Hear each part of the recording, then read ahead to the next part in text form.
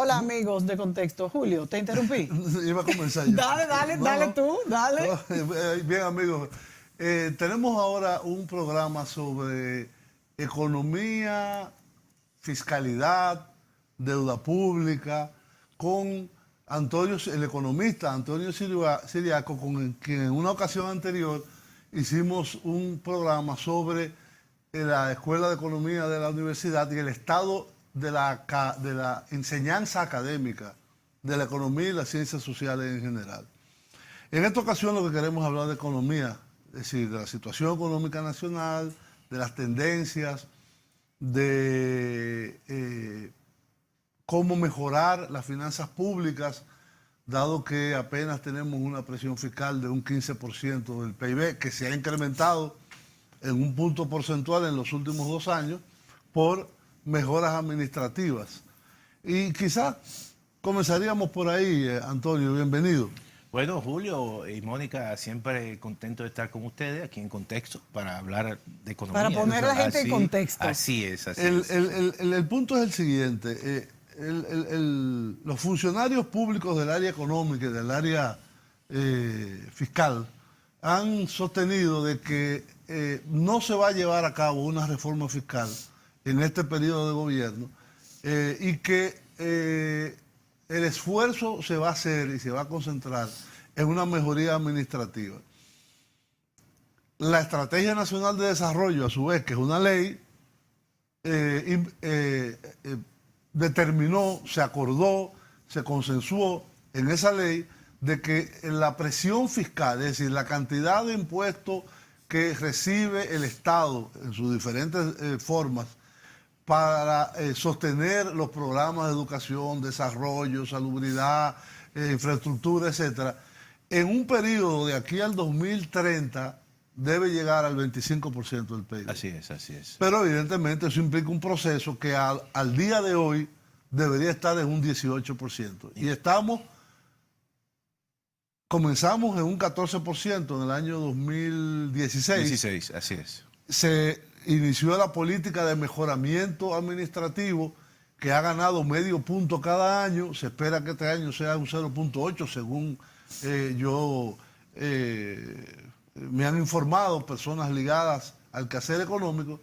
Entonces la pregunta es, ¿se puede lograr la meta de una presión fiscal al final de este periodo, en 2020, de un 18%, solo con mejora administrativa o sería necesario algunos ajustes en la estructura fiscal nacional? No quiere decir aumento de impuestos, pero quiere decir el tema, por ejemplo, de las exenciones, Claro, claro. del Tributario, crédito, el tributario, el gasto tributario, Claro. El tema de los sectores que evaden, como el caso del ITEVI, que se evade más Así. del... No, el 45%. 45%. El impuesto se va a la gente un 60%. Exacto. Mira, Entonces, Julio, ¿cuál es tu opinión? mira, yo creo lo siguiente. Yo creo que la economía, tú no la puedes ver, o no se puede ver solamente como economía. Yo creo que tú mencionaste en un momento determinado que la economía también es economía política. Claro. Y hay que medir sobre todo. Claro. Y hay que ir midiendo esto. O sea, las cosas no son tan rápidas como aparecen en los textos, en los libros. Por ejemplo, la estrategia hacia el 2030 te habla de un 24, un 25%. Yo creo que incluso hasta no se va a llegar a ese % por lo difícil que... En primer lugar, partimos de una economía que es una economía con mucha informalidad. Y eso, en cierta manera, dificulta los procesos de transformaciones y los procesos de disminuir brechas de evasión, porque la dinámica de la economía dominicana hasta estos momentos ha sido sobre la base de mucha informalidad. Sí. El gobierno está aprovechando una coyuntura que podría ser también un elemento que puede acelerar una serie de procesos, que es la ley de lavado de activos, la 155-17, sí, que también se está utilizando como una forma de ver brechas donde hay algún tipo de evasión, y eso se puede tipificar como lavado. Entonces, uno encuentra que básicamente en la práctica esos cambios normativos estas normas que está incorporando la DGI se pueden ver como una reforma de manera administrativa. Y esto genera incomodidades, y genera muchas incomodidades a pesar de que hasta ahora el gobierno ha venido aumentando incluso la presión tributaria, creo que en 5%, y que yo creo que eso es importante. Sin embargo, en estos días tuvo que echar para atrás y frenar las notificaciones que le había hecho hasta ahora 1.500 contribuyentes. Con doble y triple empleo. Claro, con 2 y 3 empleos. Pero cuando tú analizabas aquellos que le habían notificado, son personas de clase media, incluso de clase media baja. O sea, muchos periodistas, muchos camarógrafos, muchos profesores universitarios. Incluso se criticó muchísimo la medida diciendo que estas personas, de hecho, con un solo sueldo no alcanzaban el sueldo mínimo de ganar y no se persigue pues otro tipo de corrupción que es mucho más importante. Claro, entonces lo que te estaba reflejando estas notificaciones y los datos y las personas notificadas era un problema de carácter social. O sea, para la gente sobrevivir tiene que tener 1 y 2 y 3 empleos, al margen incluso de lo que dice la ley, porque yo creo que Impuestos Internos tiene toda la razón, pero también un aspecto es el aspecto legal y otro aspecto es el aspecto de la justicia social. Claro. Tú puedes tener situaciones que son legales, pero que son injustas.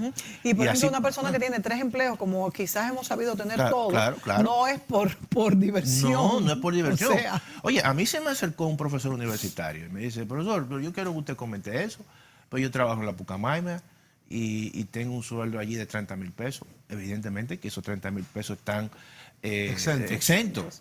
Pero cuando le suma lo de la UAS, entonces va a tener un ingreso total que sobrepasa el monto exento.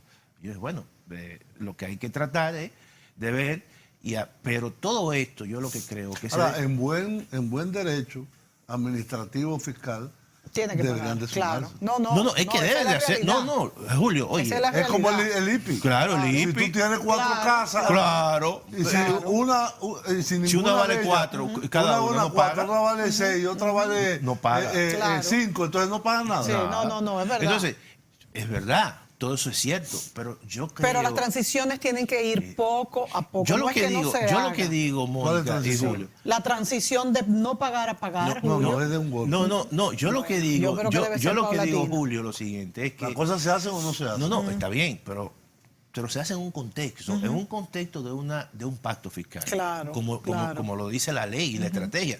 Por ejemplo, la reforma de los años 90 se hizo en un contexto de crisis, en un contexto donde realmente organismos internacionales vinieron y ¡pac! Y pusieron a Balaguer entre el pan y la pared. Claro, Balaguer vio que se le podía sacar provecho. Cada vez se desajustó y se ajustó el mismo. Y se ajustó el mismo. Yo era director de una planta. Claro. Y sé de lo que te hablo. Yo sé, porque yo Y recuerdo. él usó los organismos internacionales después. Pero porque vio que le convenía. Sí, O sea, claro. en términos de los beneficios, había un coste, pero dijo, bueno, en términos de ingresos, evidentemente son mucho más, y Balaguer en ese sentido, ¿verdad?, hacía un uso mucho más racional del gasto público y necesitaba recursos. Ahora, no había gasto social, nada. no, está bien. Eso, Ahora hay mucho no. gasto social. Ahora sí, ahora estamos hablando de un 8.5. Pero lo que te quiero decir lo siguiente, que hay que ver el contexto. En ese momento, la crisis también impulsó al doctor Balaguer a hacer ese tipo de reforma. ¿Y cómo la hizo? La hizo de forma Y la administrativa. crisis del 2003-2004 Y la crisis a la reforma del 2004. a la reforma del 2004. Entonces, lo que te quiero decir es que yo creo que nosotros debemos de aprovechar el pacto fiscal para hacer un gran contrato social. O sea, ese es mi punto de vista, y hacer todas las transformaciones de la vida y por haber. ¿Por qué? Porque... ¿Y tú crees que se puede hacer un pacto Yo fiscal? creo que sí. ¿Tú crees que los que no pagan van a querer pagar ahora? Eso. Bueno, es que en Sobre ese... todo las grandes fortunas. Es que, oye, en ese momento se hace lo que tú dices. Sí, eso es verdad. Se genera un antes y un O sea, después. hay que hacer un ambiente de un pacto, pero al final Porque tú pues, sabes hay qué es lo que va a tomar ocurrir medidas. ahora. Precisamente esto que ha Yo ocurrido. nunca he visto una reforma fiscal que se haga por pacto social. En ningún país del mundo. No, espérate. En todos los países se toman las medidas y se aplican. Sí, y ya. pero está bien, pero los pactos importantes, el pacto de la Moncloa se hizo sobre la base en una crisis. Claro.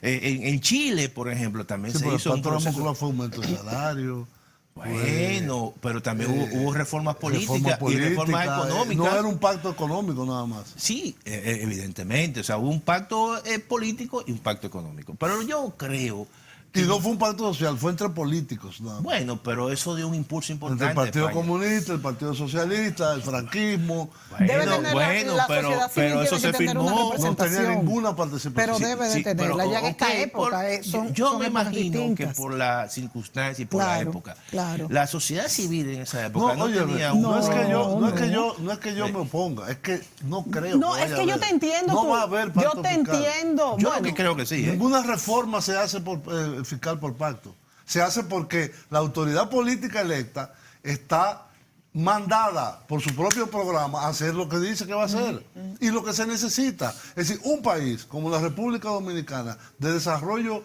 medio, Correcto. que está en un franco proceso de crecimiento, necesita ajustar la distribución de la renta. Y esa distribución de la renta solo se hace a través del gasto público, nada más. Oye, Julio. Solamente se hace a través del gasto público con programas de educación, Pero acuérdate, programas de Julio, seguridad social, de pensiones, etcétera, que solo lo puede hacer el Estado.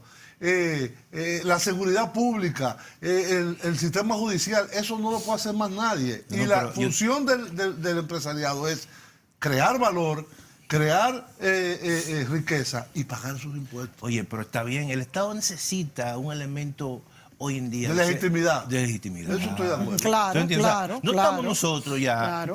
50 años atrás. Y mucho donde había más un Estado Claro, que ¿tú se ha entiendes? caracterizado en todos los países de Latinoamérica, como hemos visto, por escándalos de corrupción. Yo lo- Entonces, mira, es obvio que tiene que tener... Solamente en Latinoamérica hay legiti- corrupción. Bueno, pero aquí es que vivimos, y lo digo incluso para no decir solamente en la República Dominicana, para ser un poco más regional. O sea que... No, yo lo que digo es lo Tenemos siguiente. que ir a una Sí, pausa sí, ahora y está bien, seguimos ok, conversando está el bien. tema muy importante.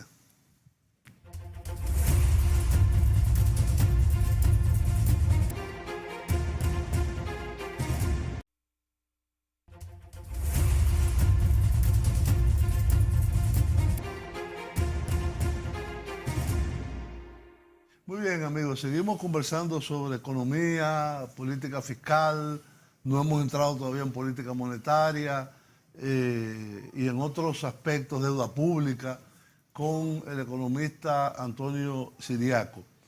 Antonio, uno de los gritos que más se oye en el país es el incremento, muy ligado Claro. al tema que tratamos anteriormente, de la deuda pública. La deuda pública hoy en día representa alrededor de un 48% del PIB, pero la deuda pública no financiera apenas es un 37. 37.5. Sí, 37.5% del PIB. No sé si tienen listo el cuadro de la deuda pública que hemos usado en algunas ocasiones, pero en lo que vayamos conversando, Claro, por claro. favor, póngalo en pantalla. El Estado Dominicano en los últimos 6, 7 años ha venido usando profusamente el instrumento de la deuda y sobre todo la deuda en los mercados de capitales. Claro. Es decir, si tú ves el perfil de la deuda, cuando, Ha por cambiado. ejemplo, yo estaba en el Banco Central Claro. y después en lo que hoy es el Ministerio de Economía, era fundamentalmente una deuda con bancos privados y con organismos multilaterales y Así es, bilaterales. así es. Hoy en día, la mayor parte de la deuda, un 63% de la deuda, casi dos tercios, Así es. casi 2/3, es con los mercados de capital a través de emisiones de bonos. ¿Tú entiendes que esa evolución es negativa? Porque la mayoría de los países, mientras más desarrollados son, más usan el instrumento de deuda pública en los mercados. Ahí la tenemos. Claro. Ahí lo Así tenemos. Ahí está. Bonos y, Los bonos es como y subasta de 60, un 66% por ahí debe estar. No, ahí está, es que no lo veo bien de aquí. Sí, Yo no lo veo, yo no lo veo La nada. deuda externa más la interna. 63. Sí, 63 por ahí. La deuda con los multilaterales un 15.7. Sí. Los bonos intragubernamentales, que esa es la deuda del gobierno con el Banco Central. Sí, 10.3. 10.3, que son unos 2.700 millones. Claro. Los bilaterales han bajado muchísimo, o sea, es un 8%, y la banca un 4% apenas. No, tú sabes, Yo quiero, antes que tú comiences, Siriaco, mira, para los que no somos economistas, Julio ha hablado de cómo ha bajado la deuda con organismos multilaterales, que antes estábamos casi siempre amarrados a ellas. Claro. Y mientras más el país ya alcanza un grado de desarrollo, pues ya no tiene, porque de hecho esos montos están destinados para países en desarrollo. Sin embargo, ¿cuál es la ventaja y la desventaja? Porque cuando contratamos deudas con organismos internacionales, está amarrada a un proyecto específico y generalmente este monto tiene un principio y un fin. Por ejemplo, si se coge para una presa, por decir algo, pues se paga. Ajá, exacto. Se paga con la misma economía que va a con lo que va a generar ese proyecto. Cuando se cogen pues bonos, como hemos visto, a pesar de que también se mide un mercado internacional y hemos visto que hemos estado muy bien porque ha habido apetencia de esas deudas, de esos bonos y el interés ha estado manejable, pero sin embargo lo que se pagan son los intereses y no está amarrado a un proyecto, sino que puede usarse en cualquier cosa. Y esto, ¿qué puede traer descontrol? Que puede traer descontrol en que yo cojo, si yo como familia cojo un préstamo para poner una máquina de hacer espagueti, yo voy a pagar ese préstamo con los espaguetis que yo venda. Pero si yo cojo un préstamo con papeles, puedo gastarlo en gasto diario y puede ser que no tenga con qué pagarlo. Eso es lo que veo la diferencia. Bueno, sin embargo, ahora mira, esos mismos mercados le asignan una calificación. Eso lo dije ahorita. De riesgo cada vez mejor. Es decir, la República Dominicana está al punto de brincar a grado de inversión. Sí, si estamos por eso en W más y en ya triple B es grado de inversión. Mira, yo creo lo siguiente, yo creo que la República Dominicana, y todo esto hay que verlo siempre en un contexto internacional y de variables internacionales, porque la República Dominicana es un país, todo el mundo sabe, pequeño, relativamente abierto, y que depende mucho de choques internacionales, choques externos, vamos a decir, incremento en precios del petróleo, incremento en los precios de materia prima. Entonces, cuando tú observas el crecimiento de la deuda pública, después de la crisis, evidentemente, del año 2003, que eso aumentó, vamos a decir, la deuda cuasi fiscal, pero la deuda pública, básicamente del gobierno central, a partir de la crisis del año 2004 y viene incrementándose. Eso tú lo observas también a partir del año 2008, que los presupuestos comenzaron a presentarse con déficit, porque en el año 2007 hubo un superávit creo que del 1.5 y no hubo necesidad de financiamiento de ese déficit. Entonces tú encuentras que hay un crecimiento de la deuda. Concomitantemente con eso, tú encuentras que los precios internacionales del petróleo relativamente fueron precios que favorecieron. Incluso a partir del 2013, el gobierno comenzó a tener precios en una horquilla entre 40 a 45 dólares y hasta 50 dólares. No fueron 144. Claro. Entonces, eso le permite al país, en cierta manera, tener un margen importante, porque son ahorros netos de más de 600 millones de dólares. Fueron más de 1.500. Entonces, en un año llegó. Y eso te da posibilidad. Claro, eso te da posibilidad de tú tener recursos disponibles, te pueden endeudar y además también tú tienes que ver que la deuda de Petrocaribe era una deuda extremadamente, vamos a decir, pero era muy benigna. Que por cierto, muy benigna. Que por cierto, pero esa la gente deuda iba a financiar el presupuesto también. No, iba para financiamiento del presupuesto. Pues lo que te quiero decir. Que por cierto, la gente cree que el petróleo se nos vendía más barato. Y no, sencillamente que una parte se iba a partir de determinado precio a un financiamiento. El mismo precio. Claro, pero una proporción se financiaba. Se financiaba. Lo que tú pagabas era una parte. Y se financiaba. Y después lo otro tú lo pagabas a 20 años. Y se financiaba, oye, con tasa de interés con un plazo larguísimo. No, entonces, y lo que más nos convino fue la recompra. La recompra, que fue una especie... No estoy seguro. ¿Tú crees? No, pero Julio, fue una especie... El interés es mucho más alto. El que tenemos ahora, claro. Pero bueno. Es decir, tú compraste a un 50%. De descuento. Eran 4.000 millones, ¿verdad? Sí, un poco más de 50, pero eran 4.000 millones. Y se compró lo compraste al valor en 1900. Sí, en 1950. De millones. Sí. Esa deuda estaba al 1% mensual, Sí. Bueno. al 2%. O sea, cambiaste una deuda Y- barata por una cara. Por Y una ahora- un poco, Por no un cara, poco, porque era, claro. creo que fue 7% Sí, el 7, interés sí, sí. de la emisión del bono. Sí. Evidentemente, Habría en que hacer el términos del cálculo. stock, redujiste el stock. Claro, Sí. claro, claro. Entonces ahí lo importante es saber qué es lo que te interesa a ti. ¿Son los flujos o es el stock? Así es, así es. Como, No. hacedor de políticas No, públicas. no, y en el caso... Pero en este caso también el de Venezuela, ellos lo pidieron. Sí, No, y ellos- había una situación, había una situación muy que tenían seria. con ellos, Claro, claro, claro, claro. claro, claro. O sea, Venezuela necesitaba recursos y entonces comenzó a vender todo lo que podía vender.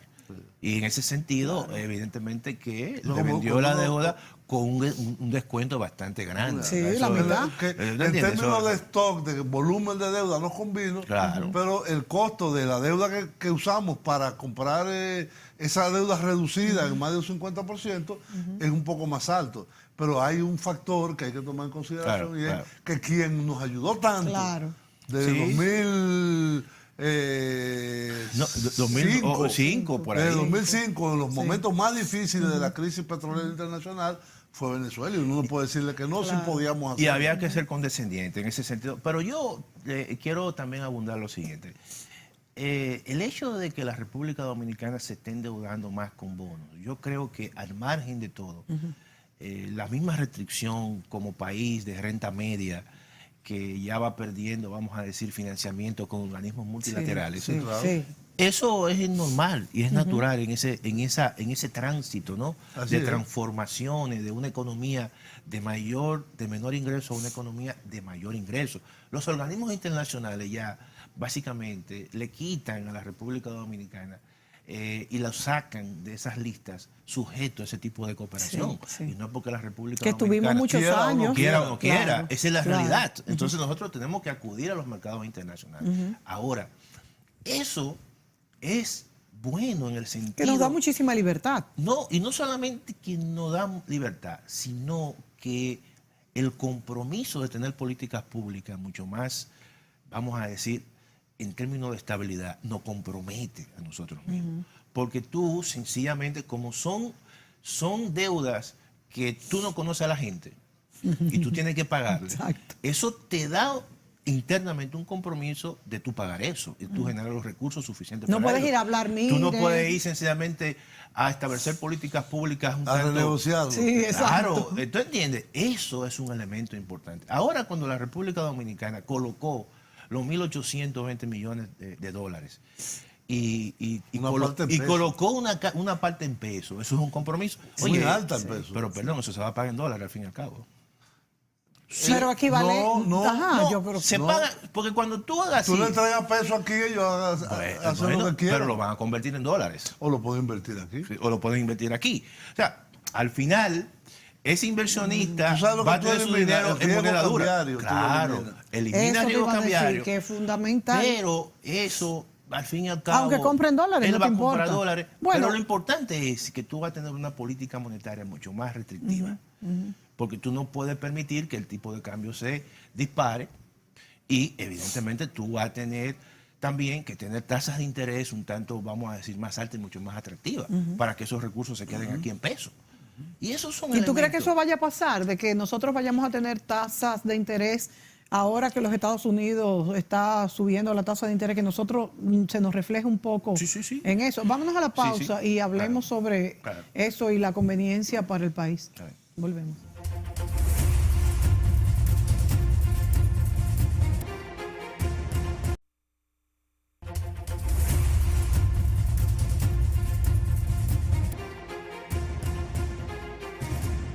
Muy bien, amigos, continuamos la conversación con Antonio Siriaco, economista, director de la Escuela de Economía de la Universidad Autónoma de Santo Domingo, en torno a las políticas económicas, las políticas fiscales y la marcha de los procesos de reforma, la deuda pública, etcétera, etcétera. en la República Dominicana. Tú tenías una pregunta. Sí, a mí me gustaría que Siriaco nos hablara un poco sobre la subida de las tasas de interés, que tú mismo has hablado de que tendrían que hacerlo como referencia para que se quedara los pesos en la República Dominicana, incluso también con los mismos inversionistas dominicanos. Y te mencionaba la subida de la tasa de interés norteamericana de la Fed, que ha ido subiendo en 1/4 de punto paulatinamente y se espera que este año suba por lo menos 2 veces más. ¿Cómo se va a reflejar eso y cómo afecta a la economía dominicana? Mira, yo creo lo siguiente, yo creo que la República, por ser una economía abierta, que recibe incluso depósitos de inversionistas extranjeros que compran certificados, por ejemplo, del Banco Central, que compran instrumentos de deuda que emite el Ministerio de Hacienda, y para eso tú tienes que En tener... peso. En peso. Y en dólares también lo tienen. En dólares. Pero tú también tienes que La tener... mayoría de las emisiones de bonos son en en dólares. Pero este año... No, yo me refiero a las que ofrece para que No, los las internas, extranjeros- las subastas, sí. Sí. Pero la novedad fue que este año, en el mercado internacional de Nueva York, se emitió un bono en dólares. pesos. En pesos. A mí me pesos. pareció increíble, Sí, sí. la verdad. Sí, que hubo apetito. Exacto. Es Claro. decir, De que la fíjense gente si a nivel confiara. internacional hay Claro. confianza Sí. o no en la economía dominicana y en las propias finanzas públicas de la Claro. República Dominicana, que una emisión en moneda nacional en el mercado internacional se suscribió completa y se sobresuscribió. Eso es increíble, ¿eh? Eso en otra época no hubiera obviamente pasado. eso también refleja que la madurez en términos de las políticas públicas en la República Dominicana y básicamente la política monetaria. Sí. Porque hasta ahora yo creo que la política monetaria ha sido una política monetaria de tasas de interés, mantener tasas de interés reales altas, por el modelo, incluso el modelo... Pero ha sido históricamente la más baja. Sí, eso te iba yo a decir. No, pero en términos reales. Sí, en términos reales, pero O sea, históricamente, en términos reales. aún en términos reales, la tasa de interés no pasa de 2 dígitos, 11, 12. No, exacto, de Bueno, dos dígitos bajitos. pero cuando tú la comparas con el Sí, el claro, pueblo la tasa de internacional, interés real viene siendo un 7, un 8. Claro, entonces, y es atractivo eso para los Y mercados. los depósitos son Y entonces, y eso tiene que ser así, porque en gran parte eso ha venido financiando, conjuntamente con los fondos de pensiones, financiando el déficit del sector público, financiando al Banco Central.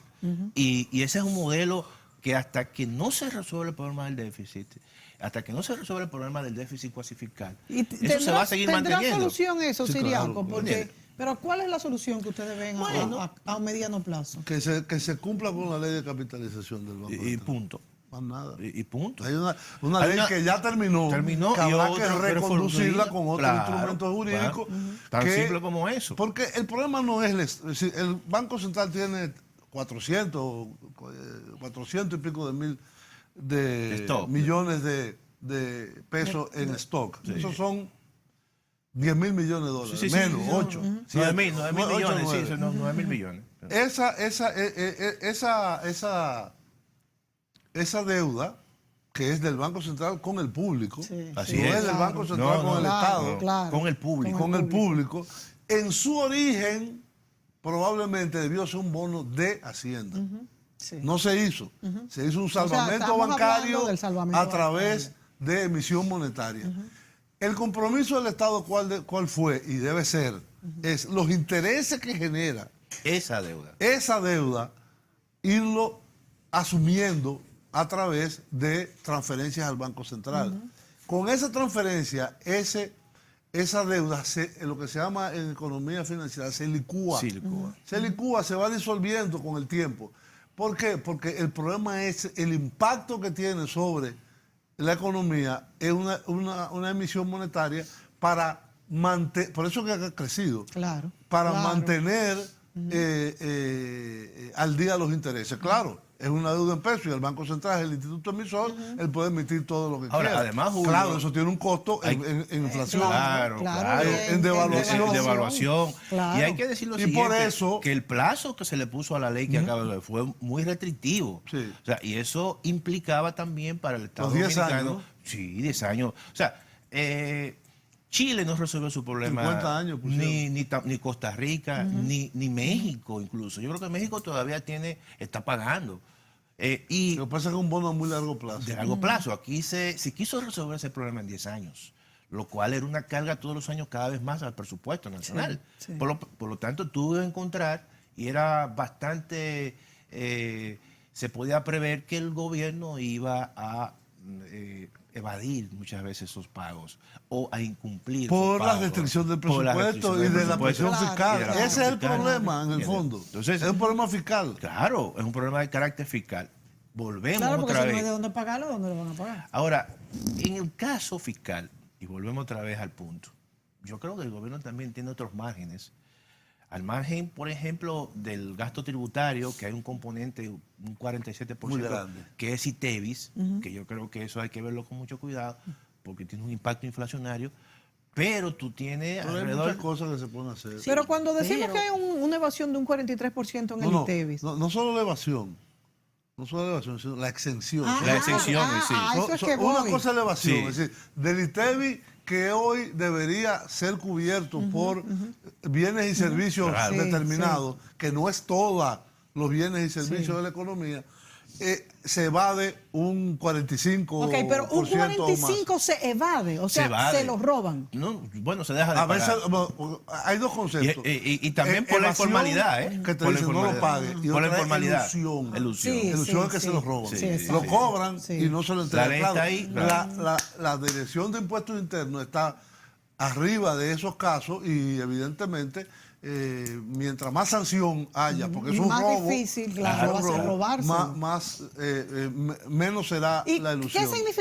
qué significa en términos, en dinero y en porcentaje, ese 43% de evasión y elusión del ITEVIS? ¿Cuánto se recaudaría más? ¿Cuánto Bueno, subiría? la mitad casi. O sea, Es que oye, mucho. sí, Entonces, mucho, tienen mucho. razón en decir que con esto se lograría. Solamente de ITEVIS, solamente de El problema impuesto es a la que mercancía.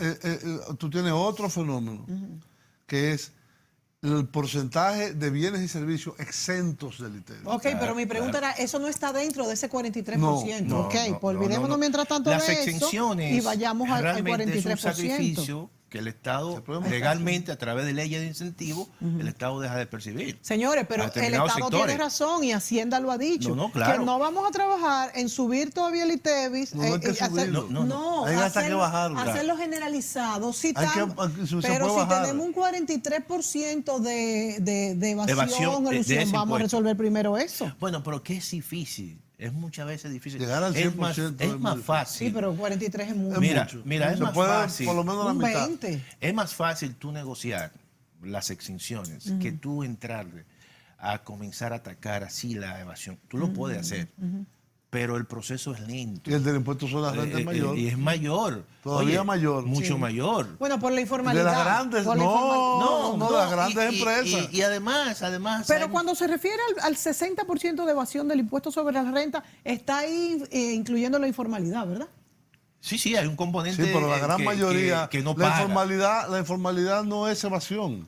No. Es La que informalidad es una actividad económica que está fuera de los circuitos de la economía claro, formal. y veo muy difícil lograr una cobertura, porque el que vende en es China, sí. en la No, calle, mira, coges aquí se da mucho el caso, Julio, y eso me ha pasado a mí, ¿verdad? Que cuando tú vas a un médico, lamentablemente, yo mencioné el médico. claro, claro. ¿verdad? No En te puede dar términos un de- comprobante fiscal. No, y te dice, bueno, 20,000 pesos, no, pero eso tú me lo das en efectivo. Sí, Bueno. yo lo he visto mucho. Y eso, Sí. a veces me ha pasado Yo a mí. diría que todos. Y hay problema. ¿Qué tú piensas? Bueno, la mayoría, ¿no? Que eso es evasión. Yo he ido a restaurantes, no voy a decir dónde, pero evasión? donde te dicen, mira, esta es la cuenta. Sí. Si pagan efectivo no tiene ITEVI. Eso es evasión. Evasión. Eso es Propuesta por el negocio. Claro, claro. Propuesta por el Eso sí, negocio. claro. Entonces, hay otro componente que es el que yo siempre he mencionado. Aquí se impuso en el año 92, cuando se hizo la reforma, una idea que es de la más rancia ideología neoliberal, que es que todos los impuestos tienen que tener una sola tasa. Sí. Tasa única. Tasa única. Eso no es verdad.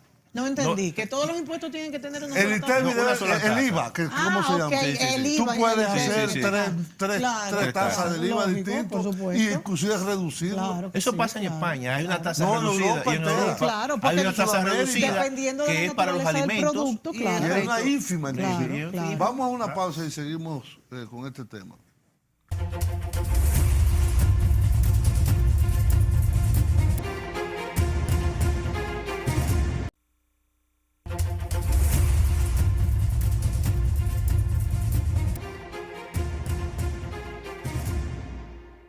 Muy bien, amigos. Seguimos en esta interesante conversación sobre políticas públicas, económicas, monetarias, fiscales, etcétera, con el economista Antonio Siriaco. Y estábamos conversando sobre algunas modificaciones que se podrían introducir para mejorar la presión fiscal, mejorar la equidad fiscal y, en cierto sentido, bajar el peso que significa para los sectores más pobres ese pago de impuestos, sobre todo aquellos que son directos, como es el caso del ITEVI, que internacionalmente se llama el IVA, Impuesto al Valor Agregado. Y una de las ideas que veíamos o de los ejemplos que veíamos que aquí, desde el año 92, bueno, desde que comenzó el ITEVI, se impuso la idea de que es una tasa única que hay que tener. Es decir, que tiene que ser, una vez fue un 6, después fue un 8, después fue un 10, después fue un 13, un 15 y un 18. Así es. Y eso realmente es una ortodoxia engañosa, porque no es así. Se puede ampliar la base a algunos productos que hoy están exentos, bajar el nivel general de la tasa, que hoy es un 18 y puede ser un 15, un 16, a saber, esos son cálculos que hay que hacer en ese momento, y tener otras tasas más bajas, como es en el caso de Europa o de Sudamérica, que hay ITEVIs reducidos para algún tipo de actividades y un ITEVI ínfimo. Yo me recuerdo en una época que en Francia el ínfimo era un 3%. Sí. No, después lo subieron a un 4%, y ahí se ha quedado. No, yo creo que hay que hacer también muchas innovaciones en estas cosas. Pero yo digo que todo esto hay que, Julio y Mónica, hay que verlo en un contexto, ¿verdad?, de un pacto y establecer un antes y un después. Este es un país también muy politizado, es un país donde la gente tergiversa las cosas, y cuando tú ya en el imaginario de la gente comienza a bombardear que se van a va subir el impuesto al arroz. Sí. Bueno, ustedes recuerdan la poblada del año 1985. Sí. Entonces, 84. ¿Y qué significó eso? Bueno, el ITEVI jugó un papel importante ahí. Sí. Porque el ITEVI, que se le va a subir al plátano. Claro, cuando Jorge Blanco, que se le va a subir el ITEVI al plátano. Se le va a subir al huevo. El plátano no paga ITEVI. Bueno, precisamente. pero no paga, pero fue ese es el detonante. el detonante. La gente decía eso y todo eso se va tergiversando. Por eso yo digo que el pacto es importante. Hay que ir construyendo la cultura de los pactos en una sociedad democrática. Tú eres pactista. Es Claro, que es una porque yo creo que nosotros vivimos una democracia. Al final es el Estado que se impone. Pero es una base de pacto. Claro, no, el diálogo social sí, evidentemente. ¿Tú entiendes? El diálogo siempre. Y eso hay que Pero hay que tomar fomentarlo. decisiones. Porque por te voy a decir supuesto. una cosa, Julio, también el Estado tiene que asumir responsabilidad. Claro. Una decisión, ¿Tú entiendes? Oye, una decisión es decir, no, ahora no vamos a hacer reforma fiscal porque no es necesaria. Es una postura válida. Claro, yo lo entiendo. Yo la respeto. No, Claro. yo lo veo Yo la bien porque respeto. están trabajando en todas estas Pero evasiones. En la parte administrativa. Mira, Julio, tú tienes una sociedad civil que y grupos incluso de jóvenes de clase media que se fueron fuera, se fueron a estudiar fuera, han regresado al país, estuvieron en Francia, en Europa, Estados Unidos, y vienen con otra visión, con una visión de una sociedad que tiene que buscar el consenso para políticas públicas que verdaderamente afecten a la ciudadanía. Entonces, los actores han cambiado. ¿Dónde se celebraron las manifestaciones más grandes en el año 1984? En Capotillo. Y ahora, ¿dónde se hacen las manifestaciones? En el Parque de la Lira. ¿Qué significa eso? Que son Exactamente. actores diferentes. Son gente de clase media, son muchachos que todos tienen maestría. Y no nos olvidemos Y que... por las redes sociales. En la Parque de la Liga lo que hay es rumba. No, Julio, no. Ahí Oye, no hay manifestación. No, sí. hay Es grupos. más, las más grandes manifestaciones del digo, 4%, que fue una claro, conquista social. pero en la de Lira no clase caben ni media, 1000 personas. Pero se hicieron Pero en está la bien, Lira. lo que te Porque, quiero decir. porque es que ya no hay manifestaciones No, Julio. multitudinarias. No, tú Eso dices, cambió la también. marcha verde Sí, que sí, se hizo no, Julio, de Máximo Gómez. Cambiaron, lo Julio. de las Yo manifestaciones digo manifestaciones. No, multitudinarias, yo ya no estoy son. hablando de que Yo- hay un desplazamiento hacia los sectores populares, no es eso lo que digo. Pero la Lira no, eso no Sí, es No, sí, pero es es algo representativo. que te da Es una, un lugar de beventina. no, pero te da una Julio. representación. Al contrario, ¿Entiendes? ahí cuando se voy a hacían hacer un videíto que te voy a manifestaciones, hacer. No, está una bien. cosa es que tú vayas por la noche a la Lira Claro, y otra cosa es que tú vayas a las claro, manifestaciones claro. que se han hecho en el Parque de la No, Lira pero- con camisetas. Pero que no caben más de y 500 porque personas. ya no hay grandes manifestaciones. Pero está bien, No ya hay son 500 manifestaciones personas, 300 no puntuales. hay. Está bien, Las pero, políticas, pero la fíjate, gente te la lo que ha sube tenido por el las redes gobierno. sociales, porque usan también las redes Claro. sociales. Y te su- Bueno, yo, eso es yo, otra yo cosa. lo que pero a eso digo es que es, nos yo lo que referimos. digo es que todo esto, en cierta manera, te cambia a ti. Y los actores son diferentes. Los Todo es actores tienen diferente. más ahora, a pesar de que son menos, pero tienen más impacto, porque la gente se entera. O sea, y esos Pero son nada más hay elementos que ver que Donald yo Trump creo ahora que- gobierna por el Claro. Twitter. Y yo creo que Mira si ha cambiado la vida. eso tiene y llama la atención a la sociedad dominicana y a los gobiernos de establecer políticas públicas de manera consensuada. Yo creo en el consenso, yo creo en ese tipo para hacer transformaciones importantes. La sociedad dominicana necesita cambios. Oye, nosotros podemos decir que la economía va a crecer 5 o 6 y seguir eso todos los años. Eso se ha convertido en un marketing. Pero en términos estructurales, aquí no se han hecho reformas profundas. La ley de seguridad social es una ley que hay que transformarlo. Eso es un Totalmente. negocio. Eso es un negocio. Un negocio y Eso no Claro. es, eso no privado. es, eso no es una ley de cohesión social. Eso no es una ley que beneficie al Claro. trabajador. ¿Tú entiendes? Esa es una de las grandes tareas pendientes. De las grandes tareas El pendientes. sistema de pensiones y el sistema de salud. pensiones, el sistema de salud. Y eso le va a dar a la sociedad dominicana una cohesión importante. Y el Estado tiene que jugar un rol importante. Tiene que tener recursos, eso es verdad. La salud, mucha plata. Eso es Pero costoso. las cotizaciones están ahí. Bueno, pero la salud es costosa. Todo el asalariado ¿Entiendes? formal cotiza. Bueno, está bien, pero tú tienes que hacer inversiones. Es hacer 520 mil Y millones hay que de proteger pesos la en los clase fondos media, La clase señores. Porque no solamente es redistribuir a los que Julio están en y Mónica, momentos de riesgo. Mira, la presión tributaria para nosotros, ¿tú crees que es un 14%, Julio? Julio. Lo que siempre he No. dicho, que lo hemos discutido Julio, tú y yo. oye, tú Santiago. agarras el PIB No. y tú lo divides, el PIB, y lo ponderas con la Hazlo informalidad. por quintiles. Y por quintiles, y te va a dar una presión diferente. Sí, sí. Claro, Hay una que es cero. claro, ¿Y qué claro, es cero? El quintil más bajo es cero. Claro, claro. Bueno, cero y no. hay otra que tiene Porque que el puede ITEVI tener lo paga, 40. la gasolina lo paga, o sea, los hay- impuestos directos. Sí, Exacto, directo. no cero, Tú le pero quitas muy los baja. impuestos directos. Pero tú lo calculas ¿Así? relativamente y el quintil más pobre paga más que el quintil más alto. Ese es el Bueno, problema. del más alto, pero los que Bueno. más pagan son los del medio.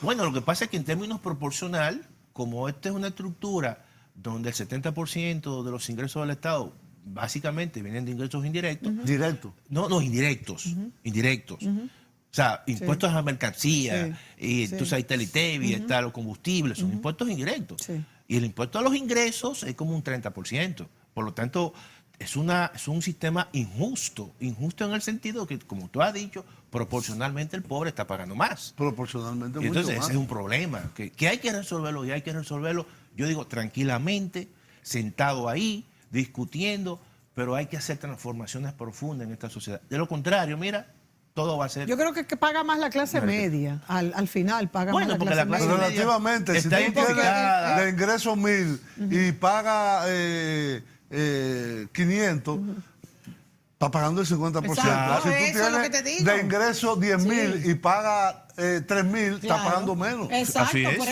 es así que la es. clase media es la que paga los 500 de los Porque la mil. clase media está Claro. bien La clase identificada. media es muy pequeña todavía. Bueno, pequeña, pero también muy vulnerable. Muy vulnerable. O sea, Bueno, eso es lo que sí, muy se le vulnerable. llama el espacio de la vulnerabilidad. De la Que vulnerabilidad. Salió de la pobreza. Pero rápidamente puede Puede regresar volver. al pobre. Claro, Y eso claro. es un problema. Sí. Pero eso significa que es una sociedad poco cohesionada. todavía. Claro, claro. Por los servicios Necesitamos públicos. mucho más cohesión. Mucho más cohesión. Señores, se nos terminó esta interesante Conversatorio y análisis.